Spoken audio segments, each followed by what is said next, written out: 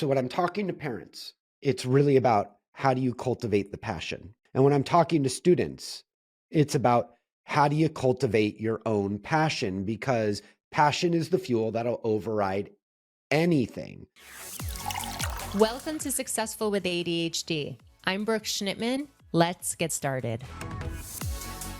Today I have Todd Hartley. He's the #1 bestseller for the book Accelerating Yes. He actually knocked Prince Harry off of his bestseller list, and he's one of Tony Robbins' best audience rated speakers. He became a regular speaker for Tony at the start of the pandemic, and Tony hired Todd to train each of his 100 plus businesses to accelerate their sales results and generate more revenue using video. After Tony's companies crushed their revenue goals, he pushed Todd out on his stage to start teaching his video selling strategies to Tony's clients. And the salespeople that have gone through his selling faster with video training closed over $6 billion last year alone. And on top of that, he is a fellow ADHDer, my friends, and has struggled his whole life with ADHD and learning disabilities and dedicates a lot of his life to helping people with ADHD with his affiliation with the SALT Center in Arizona. I'm proud to have Todd Hartley here today. Brooke, Welcome. I'm super excited. Thank you so much for having me. Thank you for being here. And it was great meeting you in person. And it's great seeing you again today. You were the keynote speaker at the Event Planner Expo where I first met you. I just love connecting people in the neurodivergent space to know that they're not alone. And there's very successful people out there that have gone off to do their passion and are helping others and sustaining a living. So Todd, when did you learn that you had ADHD and learning disabilities? Yeah, I learned in 4th grade. It became obvious when I was falling behind rapidly, and reading and math was a problem. And but like I'm old school, so this was way back in the day in the early 80s, and they actually didn't have it was just ADD. We didn't buy an H back then. Everybody was lumped into one group. And I was grateful for it, but I didn't know anybody when I was diagnosed. There wasn't the kind of support that you've gotten now. So it was a bit isolating and confusing. Yeah. So in 4th grade, you learned this. You didn't really know anyone. There was no hyperactive in the ADD term. So how was it isolating for you in the school system, not knowing people who had ADHD or ADD back then? The school didn't have any services for us. So I sat, this is so humiliating. I sat most of the time at the principal's office with bad kids that were waiting to talk to the principal. That's where I missed all of the grammar and punctuation training. My school didn't know how to handle kids that learned differently. So I was 100% sure I was stupid. I was 100% sure I was a bad kid, which, look, I haven't even had a moving violation since January 20th, 1996. So I'm a rule follower. And wow. this really played on my psyche for a long time. And then eventually I just got put into the classes with kids that weren't functioning.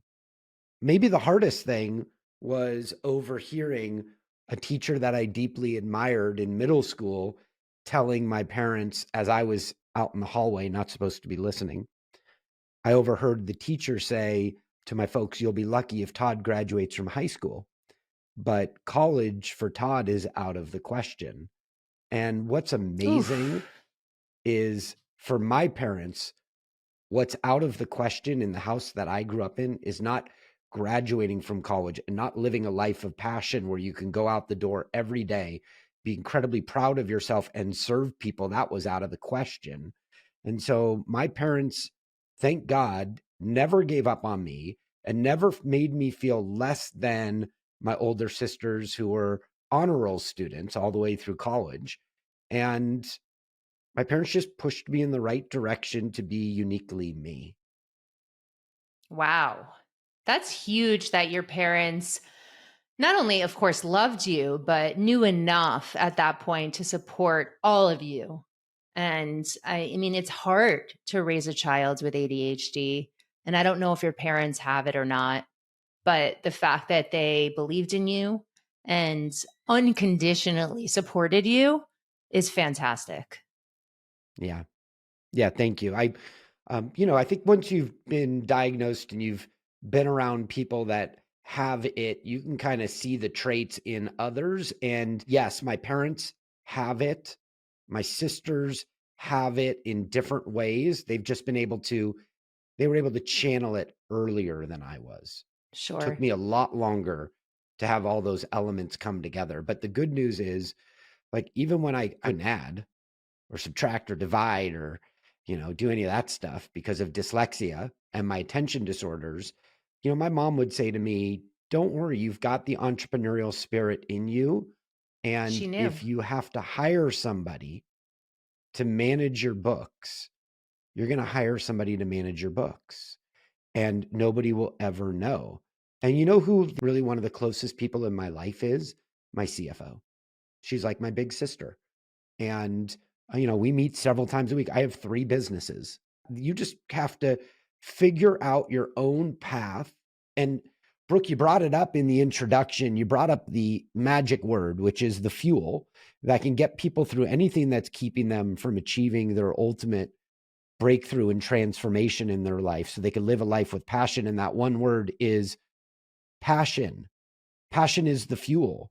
So if you're bouncing all over the walls because you got so much friggin' energy and so much excitement, then that can also be channeled. And the passion can be like, here's what I do. You mentioned earlier the SALT Center at the University of Arizona. And if I can just jump right forward, these are the people Please.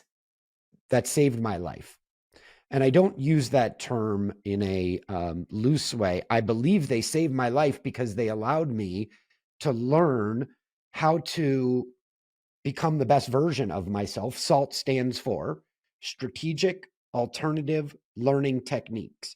And every damn day, in every scenario, whenever I'm confronted with something that is a challenge, I'm like, dude, what are your strategic alternative learning techniques? And when I go down and work with students at the U of A in Tucson, what I notice is these are incredibly bright kids. Some of these kids are so bright, they speak multiple languages and maybe can't read, but they speak fluently multiple languages to the point where they have memorized words so they can cope and survive. And these are incredibly bright people that have been mislabeled. So when I'm working with students, what I'm normally finding is the kids that have ADHD are incredibly passionate in certain areas Mm-hmm. and they have hyper focus in those Mm-hmm. areas.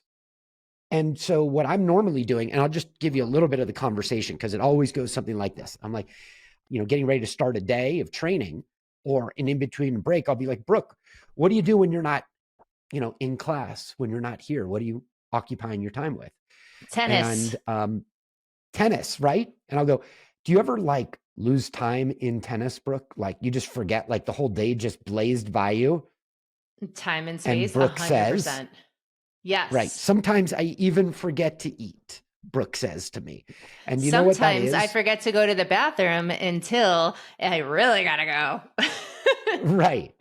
What this is the example that there's hyper focus in certain areas, and we actually have selection biases. I'm not a fan of believing that people have attention disorders. I think we have selection biases and they're different, which means I can put Brooke on a tennis court. I could put Todd working on a video for a client or Todd on stage teaching. And I've got laser focus, like world-class elite level focus. And if you put me somewhere else where I don't care about it, then I've got a hyper, Hypofocus. yeah, I've got the opposite, right? So Yes. I just want us to realize that it's not impossible to focus. It's just impossible to focus on things you don't care about. And candidly, learning how to fake it in those scenarios is incredibly helpful.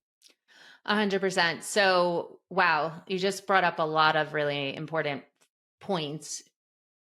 Being able to fake it. So, you had said that your sisters were able to manage their ADHD in school a lot better than you.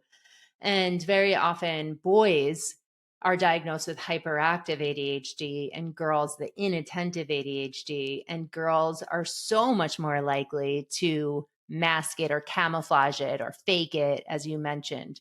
So I'm curious if that was the case in their situation where you were just so outwardly hyperactive, like there was no faking it for you.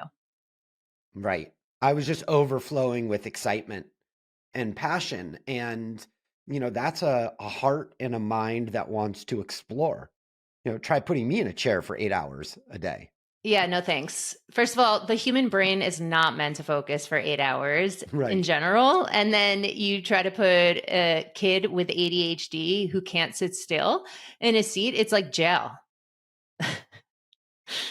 So, anyway, I am curious. Your parents seemed like an integral part of Yeah. your confidence and your journey. Were they entrepreneurs as well, or teachers that they were able to figure out like your strengths? Yeah, it's really interesting that you bring that up and that you identify it because my parents were both entrepreneurs. They had two different businesses, and my grandparents partially raised us because my grandparents worked on both of my parents' companies and were always in Mhm. the home. And so my parents just identified that I had certain gifts.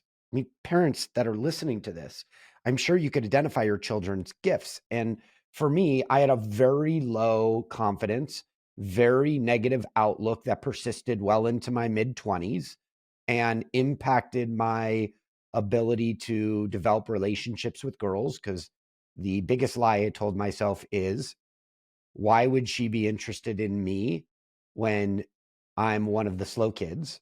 Right. And still that hurts, just to think about all the time that I wasted.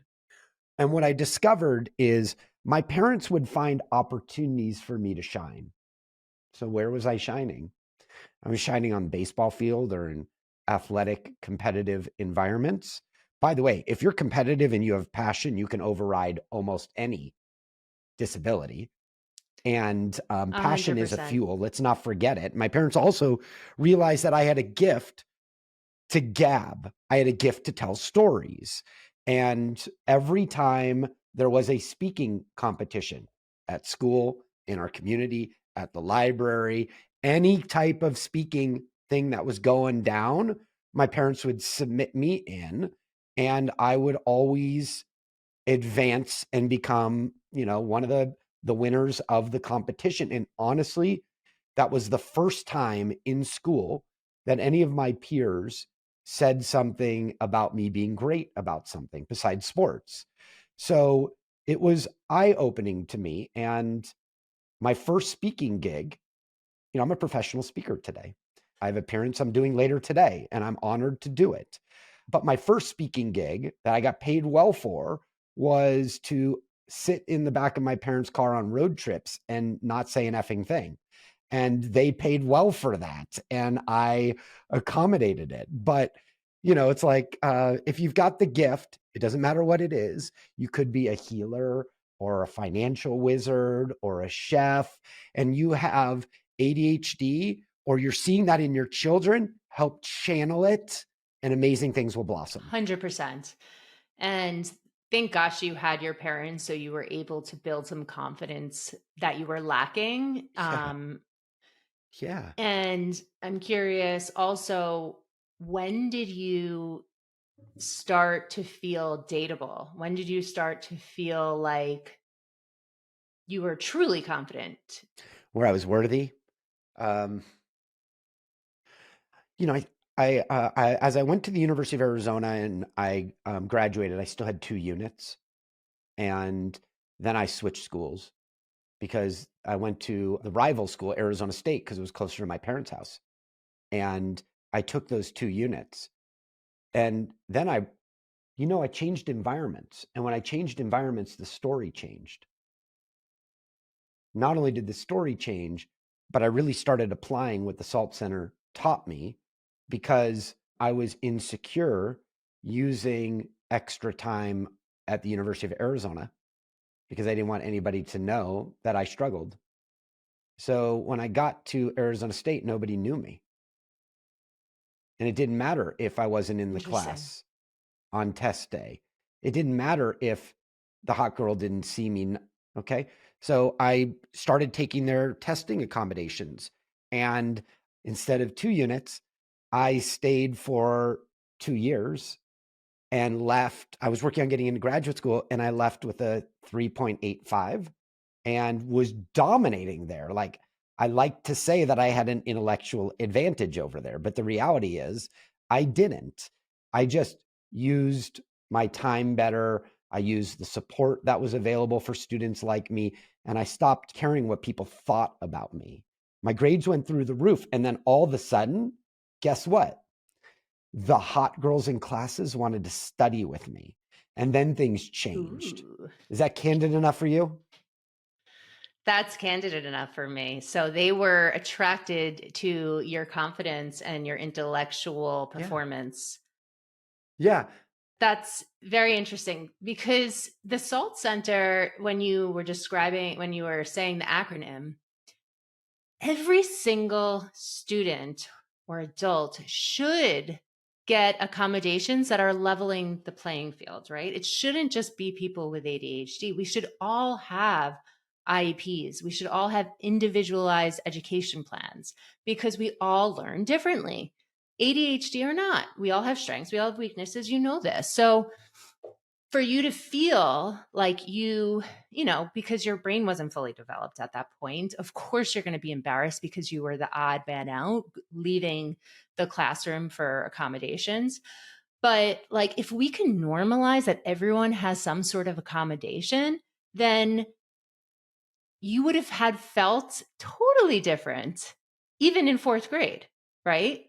Yeah, I would have felt differently. And this is also part of my character and my development. If you removed that from me, my humility might be different.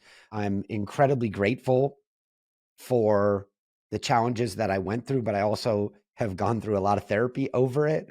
And maybe not everybody is going to do that. Yeah. And I also know that at the SALT Center, I learned what my own strategic learning styles were, and I learned Yeah. to master them. And it's such an important element, for like every SALT student, there's a learning specialist.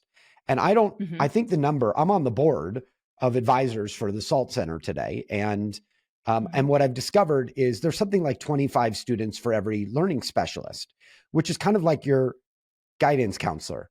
And what they do is they help you unravel the different ways that you learn. And in doing so, they help show you, oh, wait a minute, Todd, if you have visual and auditory perception impairments and your eyes are jumping from line to line while you're reading, why not read with a index card across the page? And then I started doing that, and it started controlling things. And then they would say, Hmm. wait a minute, if you're going to take your notes, why don't you prepare your notes this way for your own learning style? And then all of a sudden I had developed like an incredible learning style that was customized for me. Yeah. It's incredible when you can level the playing field. Yeah. And Brooke, if I didn't go back to school for 2 units that became, more units over 2 years, I might not have seen the real breakthrough and transformation. I might not have applied everything. I could have just graduated, moved on to my life, and thought that whole education experience was a big negative. But the truth was, I stayed in the game long enough, and I got to leave on my terms, and that was winning. And winning, by the way, in school for somebody who only got C's up until that point, except in PE and sports, winning in school is a And whole public lot of speaking. fun. and public speaking. It's a lot of fun. Oh, yeah. I mean, to be able to identify as a winner in the things that are your passion and not be Absolutely. identified as someone who can't learn and conform, but can transform and can use the accommodations that they're given to get a 3.8 GPA and have girls crush on them, and who can become a public speaker for Tony Robbins and create financial wealth for people. I mean, talk about the transformation that you've created for yourself and for others because you finally got what you needed and were okay with Yeah, it. it's pretty remarkable. It's incredibly humbling. One of the things that I am so grateful for is, I sat in the back of my grandfather's car every day being picked up from school or going to baseball practice. And my grandfather was a believer in the power of the mind. Hmm. He believed that the mind can overcome anything.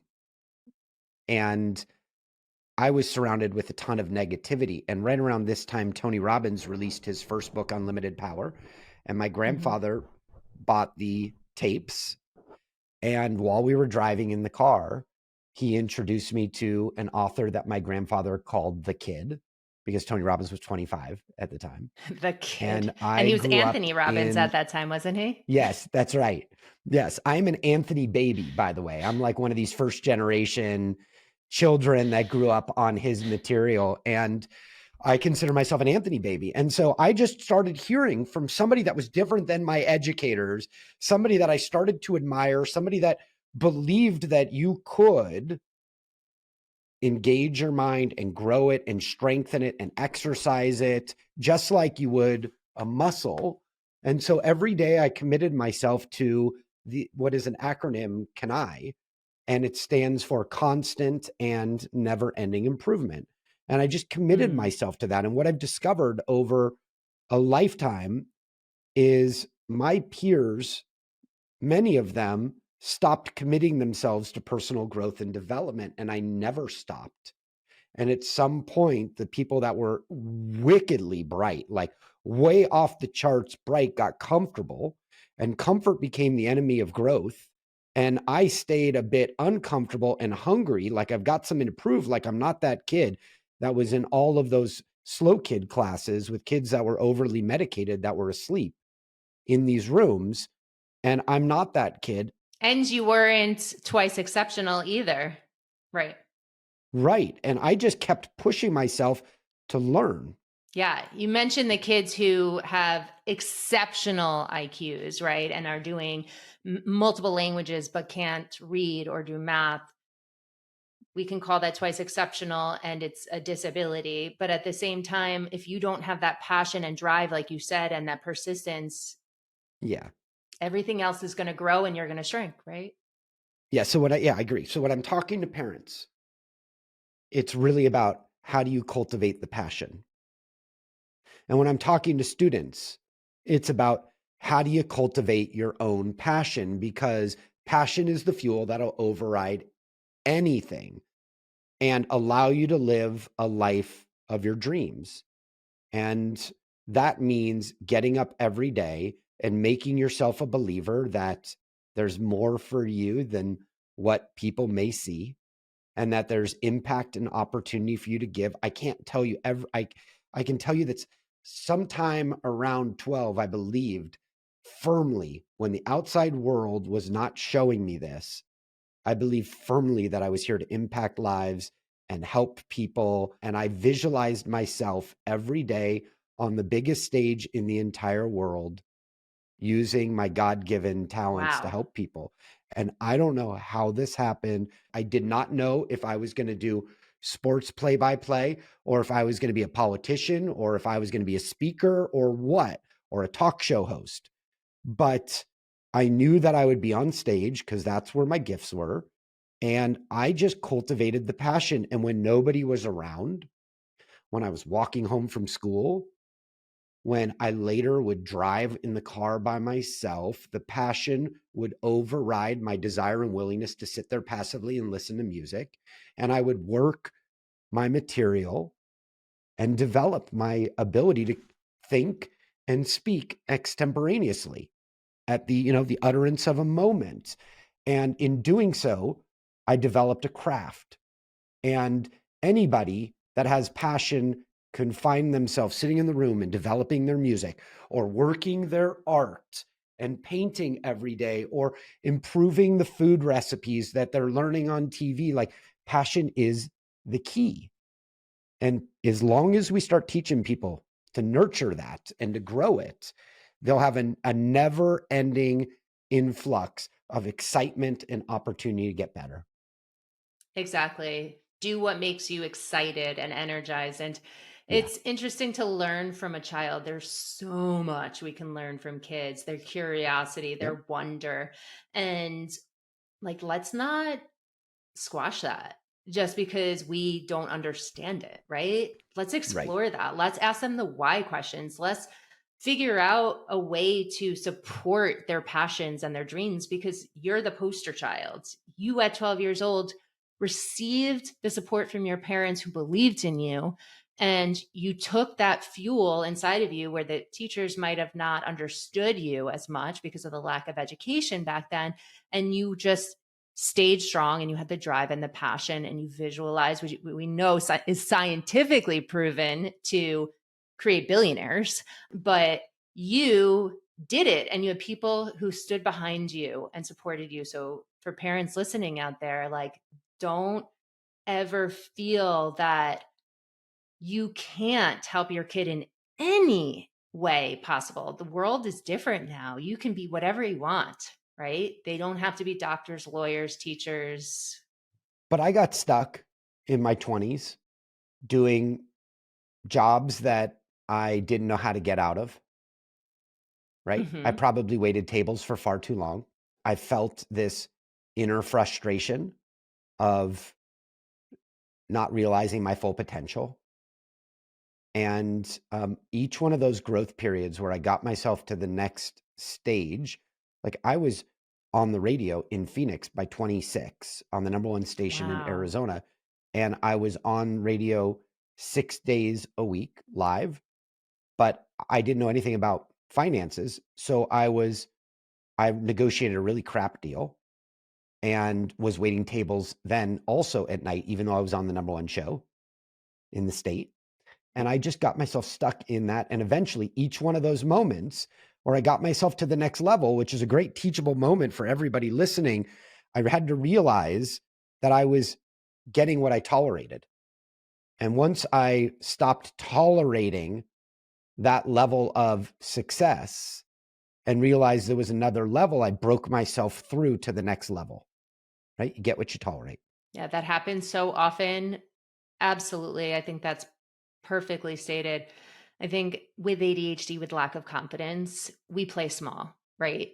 Very often. Yeah. And until you have that aha moment, whether it's someone reflecting on you or you are so frustrated about your current situation that you just have to do whatever it is to make that change, is that moment, that aha moment where you make the change.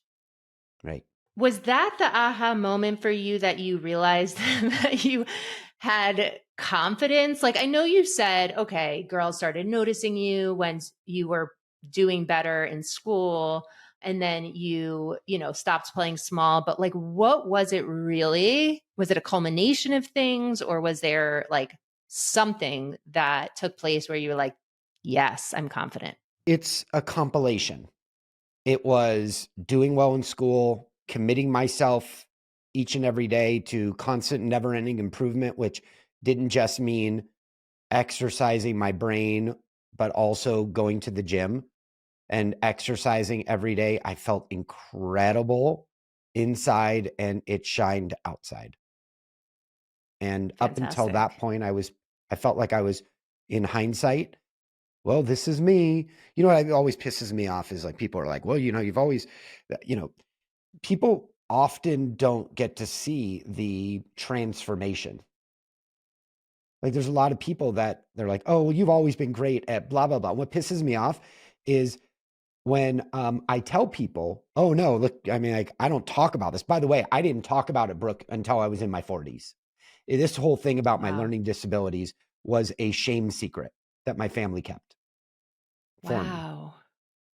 I brought it And up how one day old are on the you? radio, and I'm 50, 51, and it was a shame. It was a secret my family kept from the world. And it wasn't until my agency hit the Inc. 5000 list as one of the fastest growing privately held businesses in America. And I started stepping out onto big stages and I started putting out videos on a daily basis that I realized that I needed to go back to the SALT Center and thank them. Because when I left, I never looked back. And not only did I never look back, but I never thanked them and they never knew. And of the work that they put into me and the life-changing results and impact that it had on me. So once I looked around and I was like, damn, dude, like you've got a lot of really cool things happening in your life. You have some unfinished thank you business to do. So I created a video for the SALT Center, a testimonial where I walked them through my life and got to show the impact that they've had. And I sent it to their email address. I knew nobody there. And then they reached out to me and invited me to the ribbon cutting Mm. ceremony of the groundbreaking or the opening of the brand new SALT Center on campus. Up until that point, we were just shuttled between little classrooms on campus, but now they had a 4-story building that was totally funded by donors, by alumni whose lives were transformed. And I showed up with my wife at the ribbon cutting ceremony and was completely overwhelmed with the emotions of the transformation that had happened over 25 years. Just Wow. totally overwhelmed to the point where I couldn't stop crying. And my wife said to me at some point, by the way, they sat us, my wife and I, at the table with the president of the university and the donors that funded the building. And I could not stop crying at the table just out of gratitude for what they've done for me. And at some point, after consoling me for maybe 10 minutes, my wife said, dude, I think you're going to have to pull it together. Right. Get And a grip. get a grip. And excuse me, I apologize for getting emotional, but educators never get to see, they rarely ever get to see the life-changing transformation that their students have. They go home every day. Sometimes they feel like their job sucks and they work ridiculous hours and they give deep from their heart. And rarely 25 years later are they at the same place where a student can come back and say, thank you.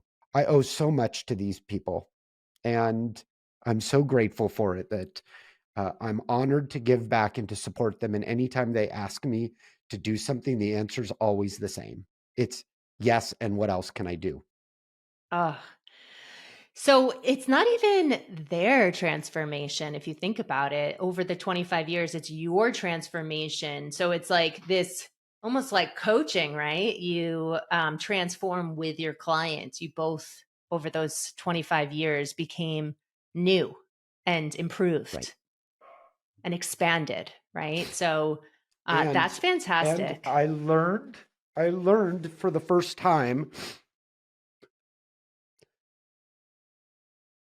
to love me, right? I learned to love me and the uniqueness and all the time. What I thought was time wasted was really incubating the man that I got to be later on.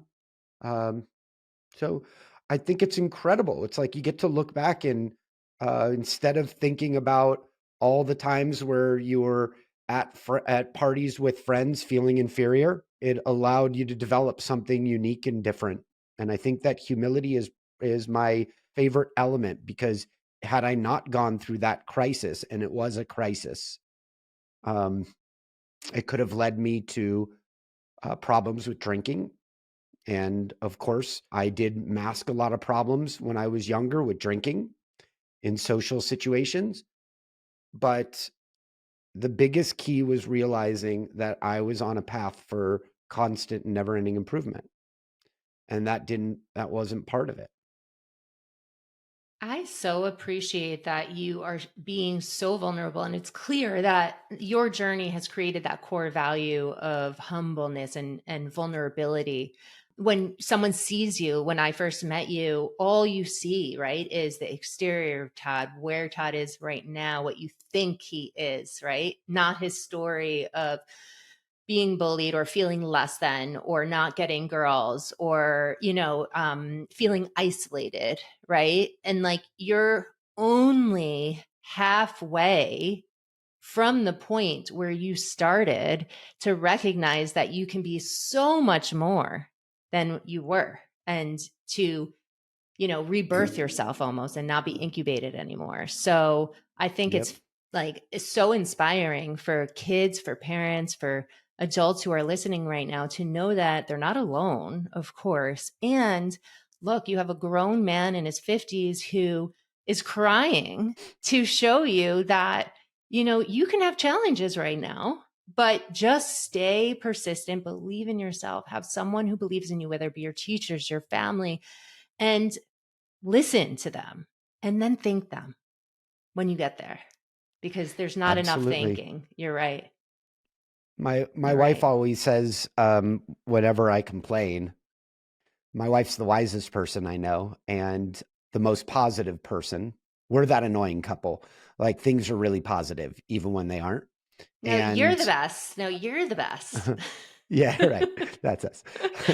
My wife always says when I'm complaining that things are, too hard or too complicated, she'll say, "Hey, don't ask God for a lighter load, ask for a stronger back."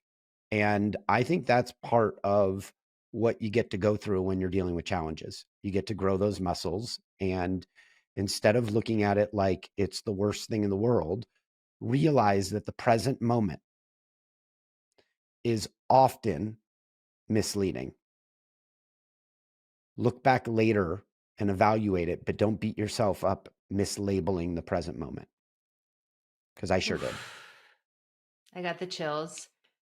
And that's what is so great about reflecting and thinking, like you said, that gratitude and journaling, and really like it's essentially a diary of where you've come from and where you are. We often have that negativity bias with ADHD and always think, I don't want to use the word always, but very often see the gap, like in the gap or the gain. And for you to Mhm. go back and thank someone and be reminded of how far you've come should, and I hate the word should too, but hopefully helps you to realize how awesome you are. It was, thank you, but what it really was the most healing thing I could ever do, because when you go back and think and you step out into the world and you make your mess your message to help other people, it liberates you. It was the most liberating thing. One of the first things I do when I step out onto Tony's stage, and it doesn't matter if there's 15,000 people in the audience, I will talk about my learning disabilities, because I know that there are people in the room that are struggling with their own thing, their own shit. And if I can help them and show them what a blessing mine was and what I went through, hopefully they'll look at what they went through and see the incredible transformation that they're actively a part of, and that there's another level inside them as long as they're willing to play each and every day, not at the level of good or the level of great, but at the level of outstanding. And the great transformations in life, in all things, in relationships, in personal development, or even in your work, always happens when you commit to executing at the level of outstanding. Would you say that's your one tip, that your biggest tip that you would leave someone here today with Oh, who's struggling? I that one thing is commit yourself to personal growth and development. Everything else is a waste of time. Like here's I'm not going to turn on the TV if I've got an opportunity to grow and develop. right? Like comfort's the enemy of growth. The only thing that's going to happen when I get comfortable, the only growth that's going to happen is the growth in my belly, right? I'm going to put on weight. Get What do I in want to do? I my want to be the belly, best. though. Get in my belly. I want to be the best version of myself. And like, Yeah. whatever that is for you and whoever's listening, your commitment to being the best version of yourself with your limited time here on earth for the people in your family, for the people that you work and serve, and for your community, and for anybody that believes in you, our responsibility is to be the best version of ourselves. And as long as we're hunting the best version, you know what's going to happen? One, we're not wasting our time or the precious gift that's been given. And also we're walking around every day looking how we can grow or help or advise and guide. It's a significantly healthier place than feeling like you're stuck and stagnant. I love that. I do. I think that the world would be a lot better if we all had the tools and confidence to believe that, right? And it starts with the mindset, like you mentioned. It starts with the belief, whether it be your internal belief or the help of your family and your friends to show you how much gift you have and you can show the world. So, Todd, where can people find you if they want to learn how to grow their business or help with videos? I mean, I know there's a lot that you can do. I own a digital marketing agency called Wirebuzz, wirebuzz.com. And I released, as you mentioned, a #1 best-selling book called Accelerating Yes. And as my give back and as my thank you to everybody that's there that's trying to accelerate yes in their life, I'd like to give you a free copy of it. Like, we did great on selling the book, but for everybody in the audience, you could go to toddhartley.com/book and get a free digital download that you can put on your Kindle or your iPad and read it. And inside there, I'm going to teach you across 5 areas in your business how to accelerate yes on getting discovered and generating leads, on your website, your sales process, your customer support, and even how you train your team to represent you the right way. All of that can be found in Accelerating Yes. And all you have to do is go to toddhartley.com/book. And remember, it's 2 D's, everyone. TODDHARTLEY. That's how we And roll. we'll put that My in the parents show went notes. all out.